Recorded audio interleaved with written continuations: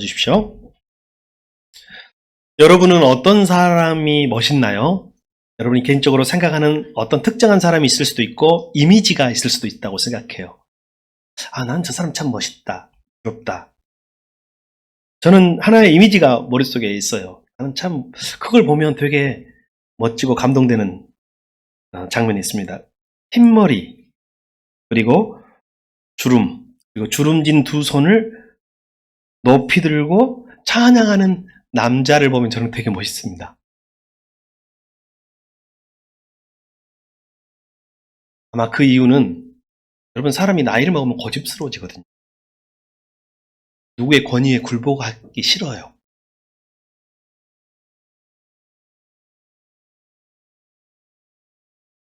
이게 신앙인도 마찬가지더라고요. 나이를 먹으면 목사님들도 그렇고 장로님들도 그렇고 조금 더 고집스러워집니다. 그래서 위에서 아래로 내려다 보려고 하는 그런 마음이 있지, 위로 올려다보고 손을 들고 찬양하는 사람이 그렇게 많지가 않아요. 근데 저는 그게 하나의 되게 큰 멋진 이미지로 각인돼 있습니다. 여러분 알잖아요. 남자는 그 자존심, 남자의 그 자존심, 그것조차도 내려놓을 수 있는 멋진 사람이라고 생각됩니다. 저도, 여기 있는 남성분들도 그렇게 늙어가시기를 축복합니다. 아멘? 제대로 아멘 해야죠, 할 때는. 또 하나는 뭐냐면, 비슷해요. 전 좀 나이 드신 그 남자분이 손을 이렇게 가슴에 꼭 모으고 이렇게 기도하는 모습이 되게 은혜스럽고 감동적입니다. 왜냐하면 그 나이가 되면 이게 잘 안 되거든요. 이렇게 뭔가 진실하게 바라고 소원하고 하나님을 의지하고 갈망하는 이게 안 돼요. 이게 젊었을 때는 됩니다만 나이 먹으면 잘 안 되는 것 같아요. 오늘부터 손을 모아 기도합시다. 저는 어렸을 때 처음 은혜 받고 신앙생활 할 때 교회가 되게 기도가 뜨거운 교회였습니다. 쉬 하면서 막 기도하는데 여기저기서 들리는 소리가 아직도 귀에 쟁쟁합니다. 주시옵소서, 주여 주시옵소서, 믿습니다. 이렇게 기도를 했어요. 그래서 저도 기도했고 성장했습니다. 근데 지금 돌이켜보면 움켜쥐고 두 손을 주먹 쥐고 막 파이팅하면서 주여 주시옵소서 하는 기도도 되게 능력 있는 기도이지만, 손을 펴고 주의 뜻대로 하옵소서, 내 주여 뜻대로 하옵소서 하는 그 기도가 점점 더 멋있어지고 있습니다. 그래서 제 머릿속에, 이미지 속에 부러운 사람, 멋진 사람은 그런 이미지인데 여러분 어떤가요? 전 성경에도 좀 부러운 사람이 하나 있습니다. 멋있어 보이는 사람. 완벽하진 않은데 왠지 멋있고 부러운 사람인데 그 중에 하나가 다윗입니다. 사실은 오늘 읽은 이 사무엘하 7장이요, 다윗과 하나님과의 계약 내용이거든요. 계약서예요, 계약서. 내가 이렇게 일방적으로 하겠다는 거예요. 근데 계약이라는 게 쌍방이잖아요, 원래. 두 사람 사인하는 거예요. 계약자 서로, 세입자하고 집주인하고 서로 사인하고요. 보험 넣으면 보험 가입자하고 보험회사하고 서로 사인해가지고 서로 하는 모두 게 쌍방 계약이에요. 그래서 계약은, 세상에 있는 거의 대부분의 계약은 쌍무 계약, 쌍무 언약이라고 해요. 쌍방의 의무가 있다라는 말입니다. 근데 왜 다윗의 계약이, 오늘 7장의 다윗의 계약이 부럽냐면 일방적 계약이에요.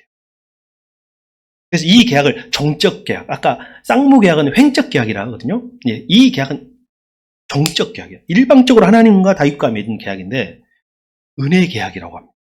다윗이 어떻게 하든 상관없이 내가 너를 끝까지 지켜주겠다는 거예요. 네가 어떻게 하든 나는 너를 끝까지 보호하고 너의 자손까지도 끝까지 지키겠다. 아니, 좀 야구르지 않아요, 여러분? 우리는 다 이 쌍무 계약에 있는 것 같은데 다윗만 이렇게 일방적인 은혜 계약 속에서 하나님이 절대적인 주권으로 다윗을 밀어주고 지지해준다고 하니까, 또 그들의 자손들이 잘못해도요, 웬만하면 회개할 기회를 계속 주면서 영원히 그의 왕위를 이어가게 하겠다.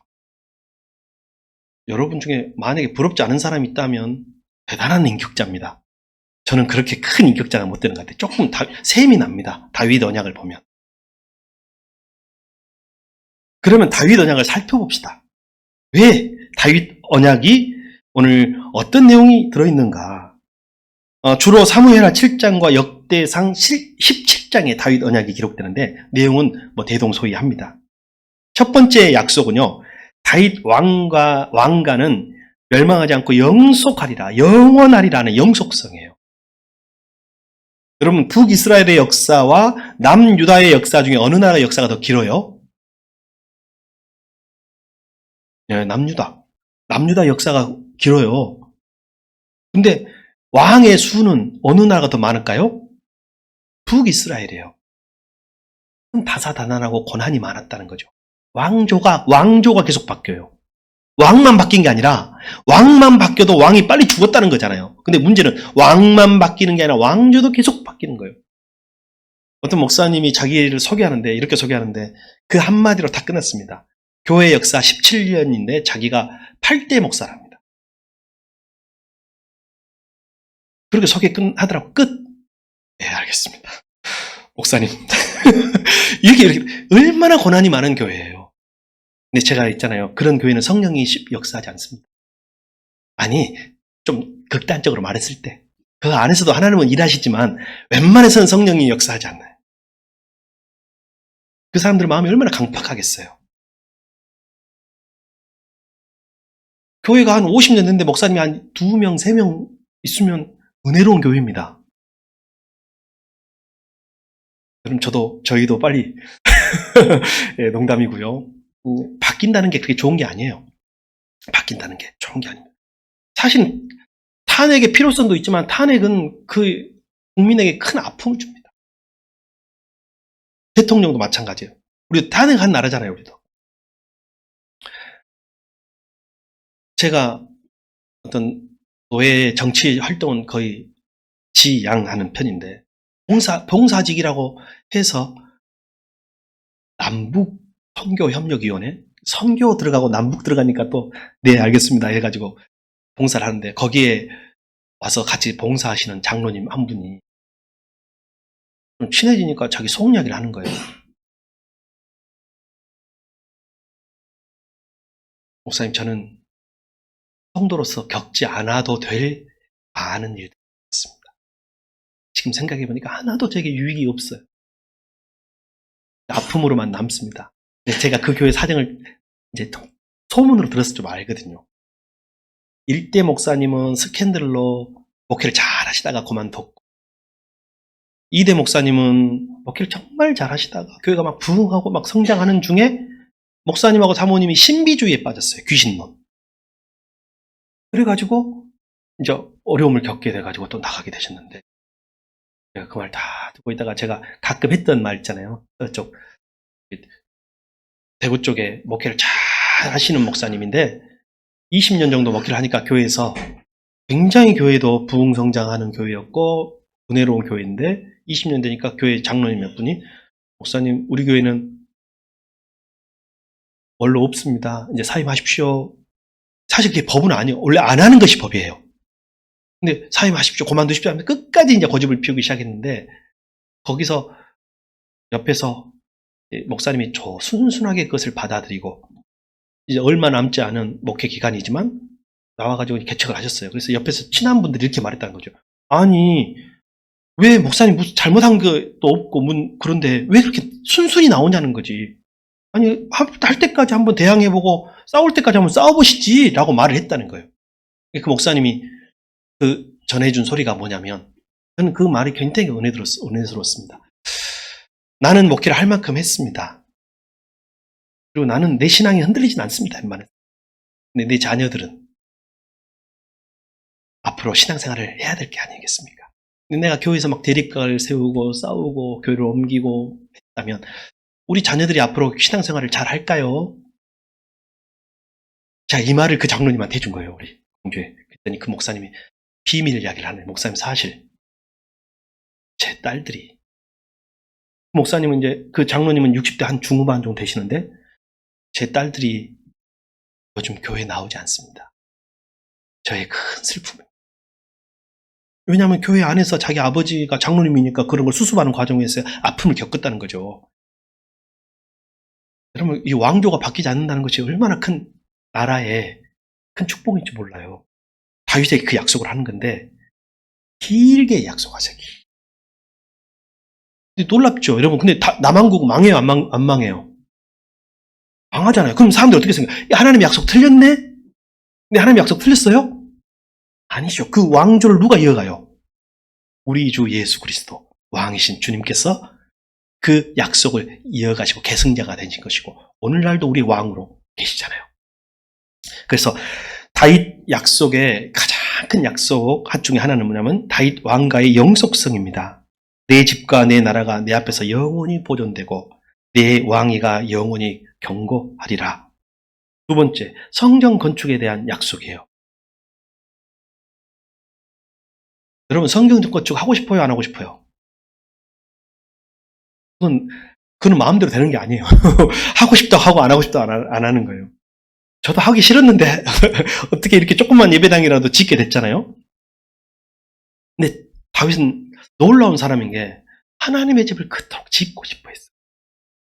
내 평생에 주님의 전을 제가 한번 지을 수 있는 소망이 있다면. 근데 웬만하면 좀 짓게 해주지. 하나님이요, 너는 아니야. 너는 준비까지만 해. 사실 안 하려면 아예 안 하지. 준비까지만 하고 다른 사람이 지으면 완공하면 얼마나 그것도 더 배 아픈 일이에요. 근데 하나님 그렇게 하신 거예요. 저는 다윗의 위대함은 거기에 있다고 봅니다. 너는 여기까지야 하면 아멘. 여러분, 하나님이 여기까지야 라고 하면 아멘 할 수 있어야 합니다. 모세에게 하나님이 너는 여기까지야, 느보산에서, 그러니까 하나님이 이스라엘 백성들의 뒷모습을, 가나안 땅으로 들어가는 그 뒷모습을 고생은 다 했는데 바라보면서 아멘 주님, 저는 이미 제 마음속에 가나안이 있습니다. 우리 성도들 항상 연습해야 돼요. 여러분, 오늘까지입니다. 여러분의 삶은. 생각합시다. 나는 여기까지입니다. 이게 순종할 수 있는 믿음이 있어야 돼요. 다윗은 그 믿음이 있었어요. 그래서 다윗이 너의 아들이 반드시 내 성전을 짓게 하리라. 그래서 하나님이 솔로몬이 잘해서 그런 거 아니에요. 다윗 때문에 솔로몬이 성전을 건축합니다. 여러분, 자녀들을 축복할 때 여러분의 믿음 때문에 자녀가 복을 받게 될 줄 믿습니다.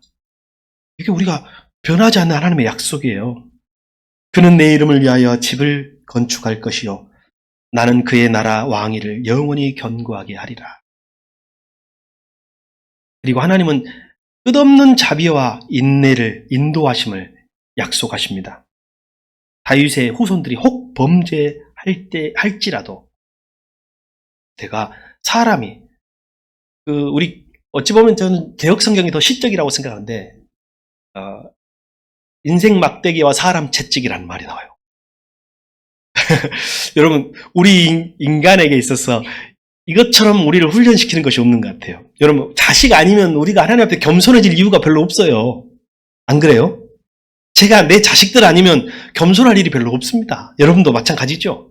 누구한테 아쉬울 소리 할 사람이 아니에요, 우리가. 근데 하나님은 내가 너희 자녀가 범죄하고 잘못하면 그냥 심판하지 않고 내가 목덜미라도 잡아가지고 와서 데리고 갈게. 부모가 자기 자식을 매너 때려서라도 가르치러 가듯이 내가 가르쳐서라도 절대로 이 언약에서 벗어나지 않도록 할게. 이 언약이 다윗에게 하신 언약입니다. 그리고 이 언약은 메시아로부터 승계돼서 예수님으로부터, 그리고 예수님으로부터 우리에게까지 승계되는 것입니다. 어찌 보면 여러분은 복받은 거예요. 다윗 언약의 계승자가 될 수 있으니까요. 믿음으로 받아들인다면. 그러나 다는 아니니라. 여러분, 가룟 유다도 있다.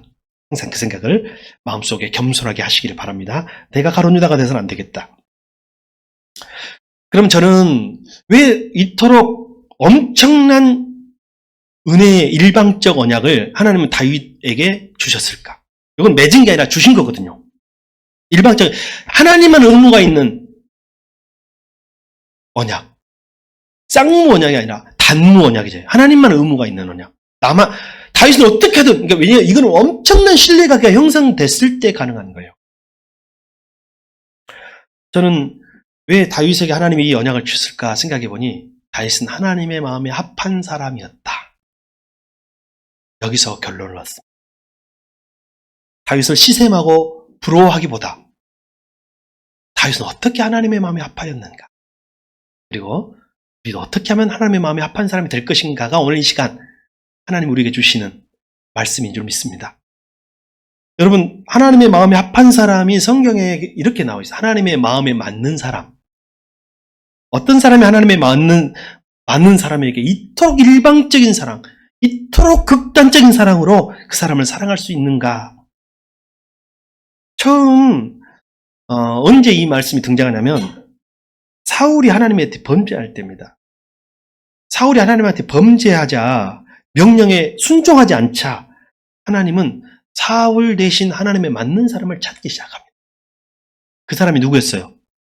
다윗이었어요. 그러면 다윗은 어떤 사람에게 하나님의 마음에 합한 사람이었나? 맞는 사람이었나? 다윗은 순종하는 사람이었습니다. 하나님의 뜻에 순종하는 사람. 여러분, 다윗이 기름 부음 받은 것은 소년일 때예요. 근데 하나님이 몇 년을 약속했어요. 아니, 기름 부음 받았으면 바로 사울을 폐위시키고 왕을 세워주시면 되는데 사울은 계속 왕 노릇을 하고 있어요. 하나님의 사명도 유예가 있나 봐요, 유예가.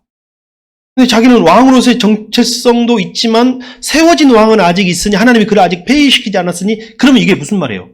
하나님이 여러분에게 주신 약속은 있는데 아직 세상의 왕이 지금 통치하고 있는 세상에 우리가 살고 있잖아요. 그럼 뭐란 하나님은 인내하고 견디라는 거 아니겠어요? 다윗은 그렇게 합니다. 근데 너무너무 힘들어요. 도망자의 삶을 삽니다. 망명자의 삶을 삽니다. 매일매일 목숨을 부지하기 위해서 노력해야 해요. 심지어는요, 하나님이 이 시기를 앞당길 수 있는 기회를 주신 것 같은 때가 있어요. 여러분, 시기는 우리가 하는 거 아니에요. 시간은 우리가 정하는 게 아니에요. 어떤 때였냐면 사울이 추격대를 꾸려가지고 다윗을 추격할 때 다윗이 동굴 속 깊은 깜깜한 곳에 숨어 있는데 거기 사울이 들어오잖아요. 좀 쉬러 들어왔어. 낮잠도 자고 좀 쉬려고 들어왔는데 그래서 피곤하니까 왕이니까 잠을 좀 잤습니다. 근데 다윗이 캄캄한 데 있다가 다 보고 있잖아요. 다 보고 있어. 보고 있으니까 가가지고 진짜 칼이 잘 들었나 봐요. 자고 있는데 옷자락을 잘랐는데 아무도 모르게 싹, 진짜 얼마나 칼을 갈고 있었을까요? 항상 칼을 갈아. 여러분, 이 군인은요, 칼을 갈아야 돼요. 칼이 묻으면 안 돼. 여러분, 칼은 항상 매일 가는 거예요. 성도들도. 그래, 영적 전쟁에 이기는 거예요. 막상 고난이 오잖아요. 그 칼을 쓰려고 하면 무뎌서 쓸 수가 없어. 매일 기도와 말씀으로 칼을 가시기 바랍니다. 다윗은 거기서 쓱 하고 옷을 베가지고 사울이 멀어졌을 때 그 옷자락 흔들면서 왕이시여, 나는 당신을 해야 할 마음이 없습니다. 다만 하나님의 뜻을 구하고 있습니다. 여러분, 이때 이게 뭐예요? 순종이에요. 다윗이 왜 사울을 죽이지 않았어요? 자기를 죽이려고 하는 원수인데. 하나님의 기름 부음 받은 자를 내가 죽일 수 없다. 여러분이 무엇을 해서 무엇을 하나님의 때를 앞당기려고 하지 마십시오. 하나님의 때는 하나님이 하시는 거예요. 다윗은 이토록 순종하는 마음, 인내하는 마음, 그렇게 하나님의 마음에 합했다고 할 수가 있습니다. 아, 그래. 내가 사울을 기름 부음 받은 것, 아무리 사울이 악하고 너를 죽이려고 해도 네가 나의 주권을, 나의 존재를 인정하는구나. 이게 다윗이 하나님의 마음에 합한 사람이에요. 여러분, 옆에 사람 보십시오. 주위를 한번 둘러보십시오. 앞뒤 좌우 한번 보십시오. 거기는 어떤 사람이 있어요? 좋은 사람도 있지만 좀 서먹한 사람도 있고 그렇잖아요. 미안합니다. 그 사람은 하나님이 기름 부음 받은 사람이에요. 여러분이 여러분의 손으로 무엇을 하려고 하지 마세요. 하나님께 맡기십시오. 여러분의 말로, 여러분의 손으로, 그게 하나님께 순종하는 사람. 그리고 하나님이 심판하실 거면 다른 이방 세력을 통해서 심판하실 거예요. 우리 손에 묻히지 맙시다, 죄를. 아까 그 장로님 기억나잖아요. 본인은 장로로서 마땅히 해야 할 일을 했지만 그것에 대한 대가는, 저는 그 장로님 너무 안타까웠어. 진실하신 분인데. 다윗은 어떻게 하나님의 마음에 합한 사람이라는 이야기를 들었을까? 그는 하나님을 사랑하고 신뢰하는 사람이었습니다. 다윗은 전생에 걸쳐 하나님을 사랑했습니다. 실수하거나 죄를 지었을 때도 진심으로 회개했습니다. 그는 시편을 보면 하나님과 친밀한 관계를 계속 유지하고 있는 사람임을 알고 있고 그것을 열망하고 있는 사람이었습니다.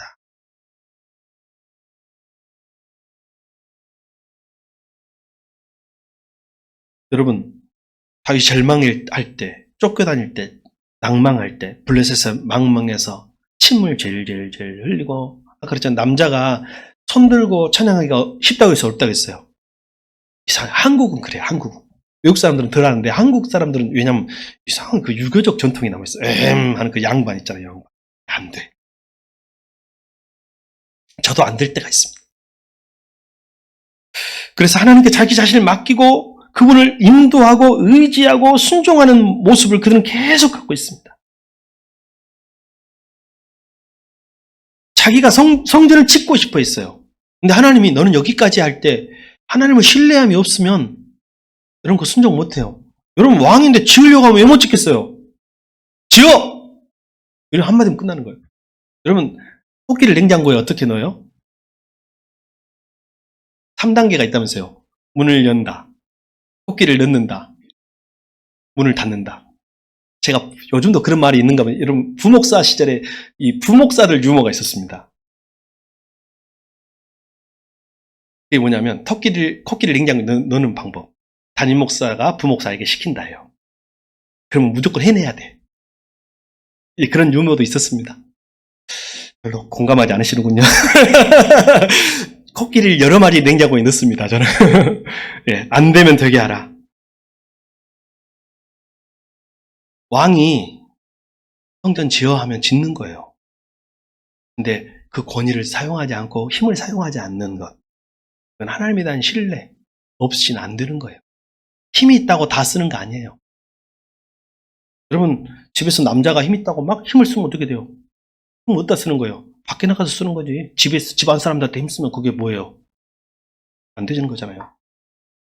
절제하는 거예요. 지금 하나님을 신뢰했기 때문에. 하나님이 여기라고 하면 자기는 이해가 안 돼. 솔직히 저도 다윗이라면 제가 이해 안 돼요. 너는 성전 짓지 마. 너는 아니야. 저는 저 같으면 이해 안 됐을 거예요. 근데 다윗은 어떤 마음이냐면 하나님의 뜻이 있겠지. 하나님의 선한 뜻이 있겠지. 이렇게 믿는 거예요. 너는 여기까지. 그래요. 맞아요. 하나님. 저는 여기까지 해도 충분합니다. 이미 받은 은혜가 족합니다. 다윗은 겸손하고 회개하는 마음을 가진 사람이었습니다. 그가 밧세바 사건으로 범죄했을 때 여러분 다윗이 죄가 없어서 하나님이 그를 일방적으로 사랑한 게 아니라니까요. 죄를 지었어요. 제가 아까 장로님 말을 빌리면 덕스럽진 않습니다. 그냥 인간 대 인간의 이야기로 들으십시오. 물질의 범죄하면 끊으면 되고 이성적인 범죄를 했다면 그냥 그것도 끊으면 되는데 영적인 아까 귀신론에 빠졌다고 하니까 영적인 것에 물드니까 그건 어떻게 해볼 수가 없었습니다. 제 마음을 이해해 주십시오. 제가 뭐 이해하고 아니고 할 건 없지만 그 마음을 충분히 이해해야 됐어요. 여러분 다윗이요 한 번 죄 지을 때는 하나님 보여요 안 보여요? 하나님 안 보여요. 하나님 소리 들려요 안 들려요? 안 들려요. 사람이 죄를 짓고 그 죄를 향해 달려갈 때는요 눈도 막아지고 귀도 막아져요. 자기만 몰라. 세상이 다 아는 거. 제가 보니까 요즘에 우리나라 권력자들이 그런 것 같아요. 아무도 모르는 줄 알아. 근데 여러분 알아요 몰라요? 알아요? 어찌 아는 듯하게 고개를 끄덕끄덕 하시네.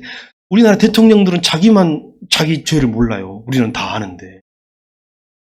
다윗이 범죄로 나갈 때는요. 자기만 아무도 모른다고 생각해요. 그리고 자기를 기만해요. 여러분 계속 죄를 지을 때는 자기를 기만해요.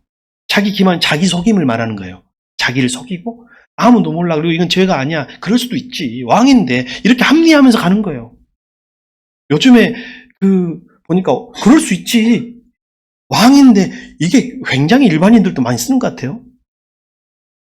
근데요 놀랍죠. 하나님이 알았어요. 다윗은 완전 범죄라고 생각했어요. 그러니까 그 순간은요, 하나님도 안 보였어요. 우리아를 사고를 가장해가지고 전장에서 죽게 하잖아요. 전사하게 하잖아요. 아무도 모른다고 생각해요. 그 지휘관 한 사람만 입 달면 된다고 생각했거든. 그 사람은 절대 충성스러운 사람이라 말하지 않고 또 무섭고 두려우니까 왕의 허물을 말하지 않겠죠. 근데 하나님은 알아요, 몰라요? 나단 선지자를 통해서 이야기해요. 그때 여기서 다윗됨이 나옵니다. 다윗이 왜 마음이 아픈 사람인가? 하나님이 모른다는 생각, 그 자기 기만 속에 빠져 있을 때 나단으로부터 하나님이 알고 있다는 것을 깨닫고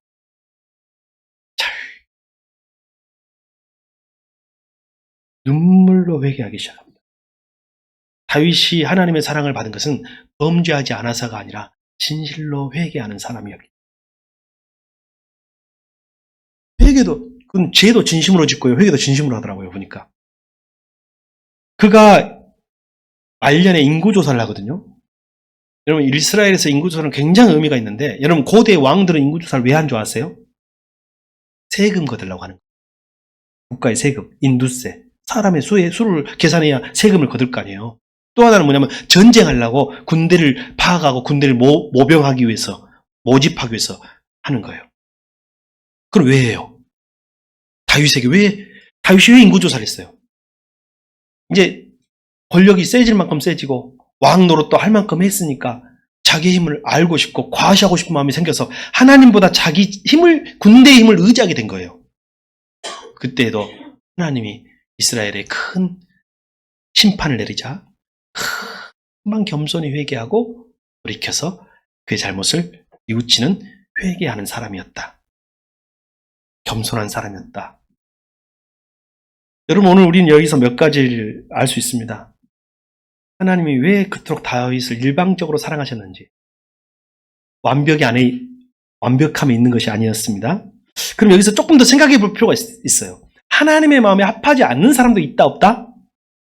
어떤 사람인지는 알아봐야 될 거 아니에요. 합한 사람만 알아본 게 아니라 하나님의 마음에 합하지 않는 사람도 있는데 하나님이 절대 사용하지 않는 사람이에요. 사울 같은 사람이죠.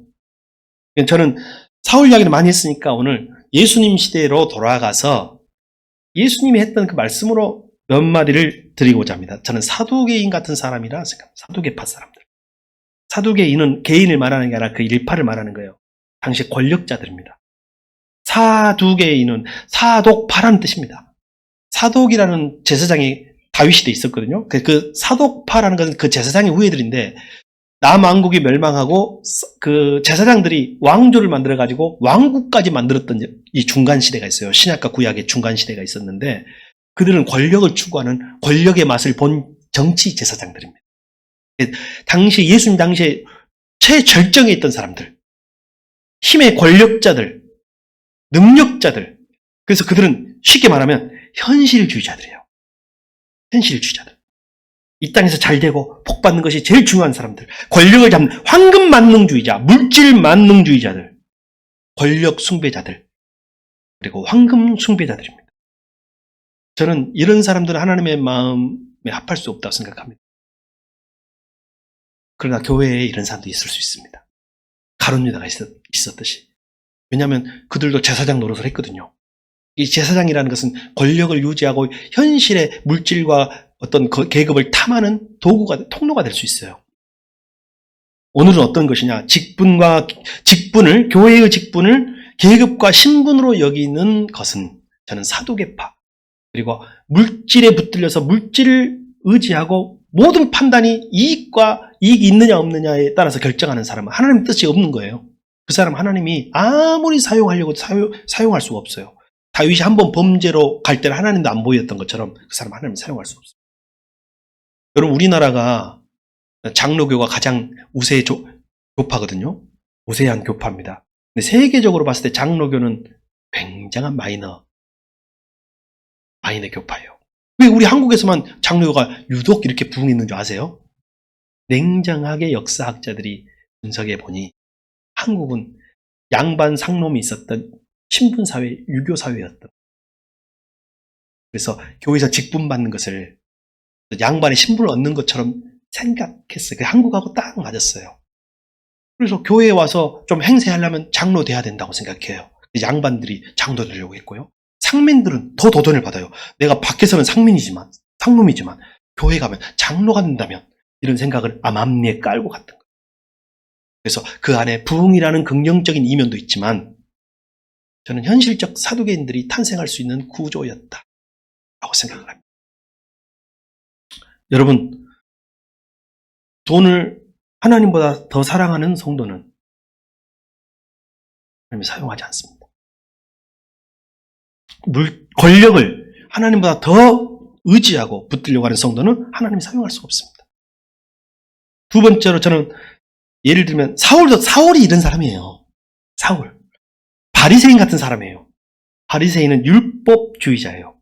그리고 종교인이에요. 종교인. 율법주의자는 자기 만족, 자기는 잘하고 있다고 생각해요. 자기는 말씀을 잘 알고 있고 잘 지킨다고 생각하고, 그래서 누가 말씀을 잘 지키는가 못 지키는가를 판단하는 사람들이에요. 이 사람들은 주로 비난합니다. 비판하고. 뭐 좋은 말로 하면 비판이지만 나쁘게 말하면 비난이 될 수 있겠죠. 이 비판과 비난은 이 종이 한 장 차이예요. 그래서 저는 보니까 신앙생활을 오래 하면요, 직분을 추구하게 되는 것처럼 남을 비판하게 되더라고요. 여러분, 우리 자신을 평가해야 돼요. 왜냐하면 우리가 그런 사람으로부터 다시 하나님의 마음에 합한 사람 되려면 내 스스로, 왜냐하면 나이 먹은 사람들은 다 인정해야 돼. 자, 여기 40 먹은 사람 손 한번 들어봐요. 다 바리새인이에요. 저부터 다 평가해야 되고 판단해야 되고. 목사 오래 하다 보니까 되게 많이 이렇게 되더라니까요. 아마 여러분 교회 생활하면 그럴 거예요. 근데 그것을 우리는 벗어나야 합니다. 남 탓하는 사람, 바리새인 남 탓해요. 율법으로, 완전이란 잣대로. 예를 들어볼게요. 자녀가 90점 맞아가지고 와요. 그러면 부모가 한국 부모들이 뭐라고 말해요? 아, 잘했다. 이런 베스트인데 90점? 100점 맞을 수 있었지? 왜 100점 못 맞았을까? 다음에 더 열심히 해. 이게 지금 우리 한국의 부모들은, 한국 부모들은 다 바리새인 같은 거예요. 그러니까 대부분 저부터도. 또 뭐가 있어요? 90점 맞으면, 예를 들면 한 70점 맞은 애가 90점 맞으면 잘한 거예요, 못한 거예요? 그러면 막 박수리고 칭찬이 되잖아요. 그럼 어떤 마음을 갖냐면, 교만하지 마. 선줄로 생각하면 그때부터 넘어지는 거예요. 교만은 더 잘해가지고 100점 맞아. 이게 한국의 부모들인데, 우리 한국은 타고난 바리새인 다들 있어요. 이게 교회에서도 나오고 신앙생활 오래 하면 나온다니까. 앞으로 저한테 와서 누구 흉볼 생각을 하덜덜덜덜 마십시오. 근데 속으로는 아이고, 우리 바리새인 대가네 이렇게 생각을 하니까. 알았죠? 칭찬만 저한테 해주십시오. 저한테 와서 칭찬만 해주시기 바랍니다.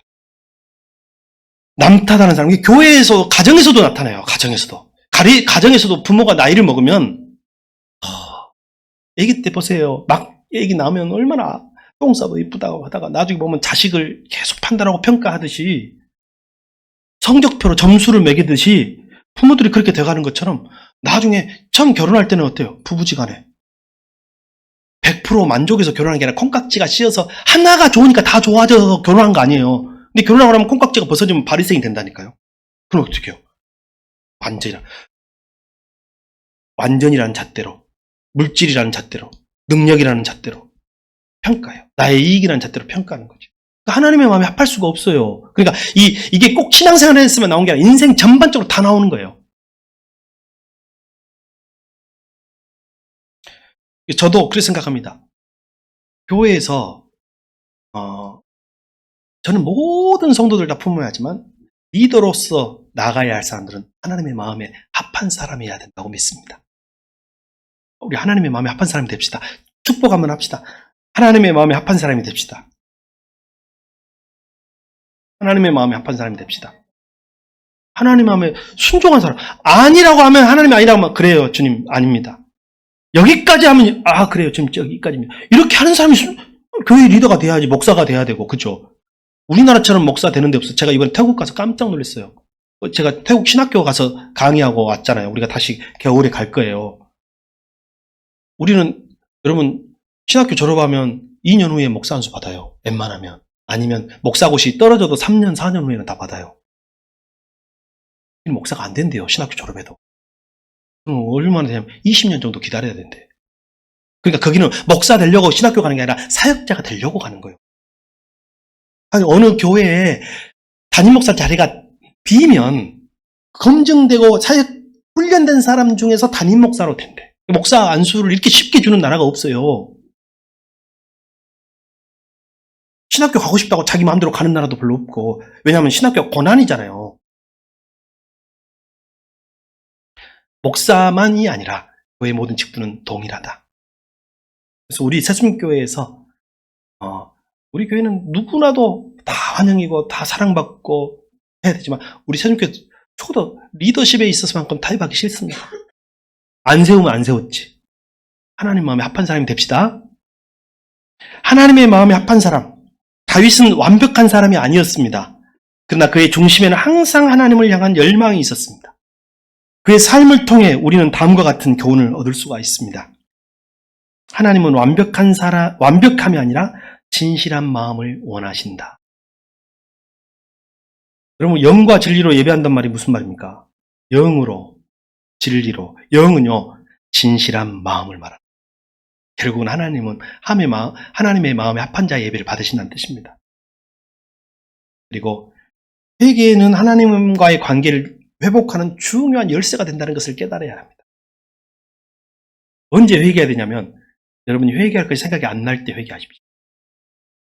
다윗이 회개를 이룰 때는 언제였냐면 한참 범죄하고 있을 때 하나님이 모른다고 생각하고 영적으로 둔감해졌을 때요.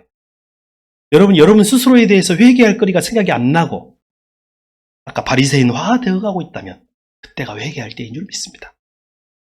하나님을 신뢰하며 그분의 때를 기다리는 인내가 매우 중요합니다.